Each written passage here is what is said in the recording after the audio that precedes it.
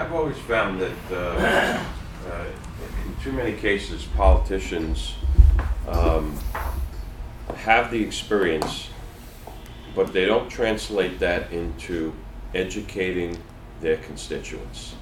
And even if you hark back to the campaign, I was interested to hear Hillary Clinton actually explain how many times she was in the Situation Room, not just the one time that I kept hearing about involving Osama bin Laden being captured and killed.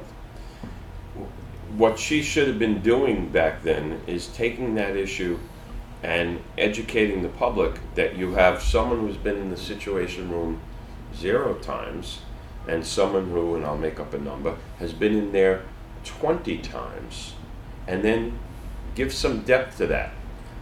Before you even get into the Situation Room, you have had numerous staff meetings with defense, state, blah, blah, blah, and fill in the blanks where you give some depth to what the office of the Secretary of State is, besides logging 6,000 or 100,000 miles, whatever she stated in the campaign.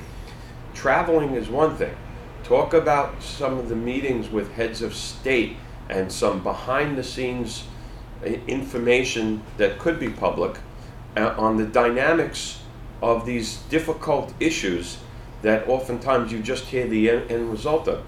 And the bottom line is politicians should be educators. And she wasn't, and most aren't. And that to me is, in her campaign, might have been the difference in the Yeah, if I could just say, so on Arthur's point, if I could say, Arthur is very right about that, and it's an unfortunate thing. And some of that comes, frankly, with an experience level.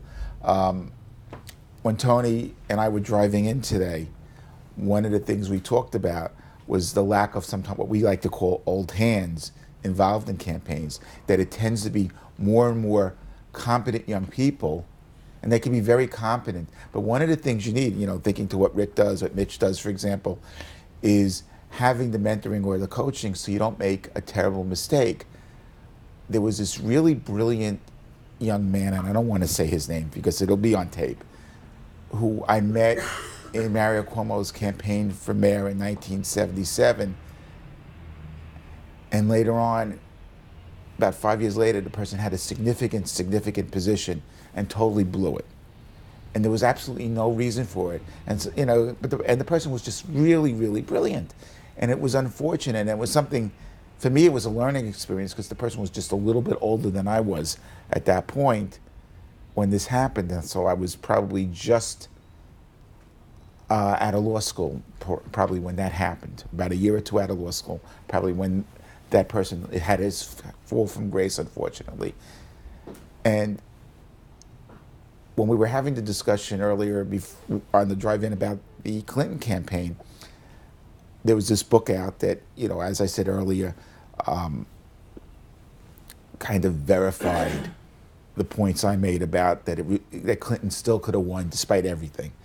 And one of the things the book talked about, that the campaign manager, Robbie Mook, was constantly fighting with John Podesta, who is an old warrior. You don't have to agree with everything about him, but the man was around the block, probably made more mistakes than Mook ever had made at that point, and could have helped Mook not make mistakes. One of the things I had starting out in politics was a lot of folks around my grandparents' age who had been very involved. Some of them were in Lower East Side politics before they moved out to Northeast Queens, where I live.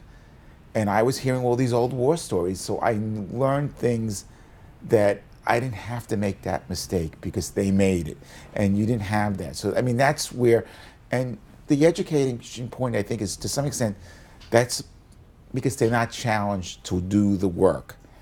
And, we have gerrymandered districts. Sometimes it's only a primary race, if at all.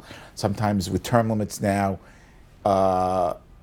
people who might challenge the mayor if there were no term limits, because they might have to worry about them getting challenge at their own seat. So if I'm going to face maybe I should then face off with the mayor. They're choosing not to run.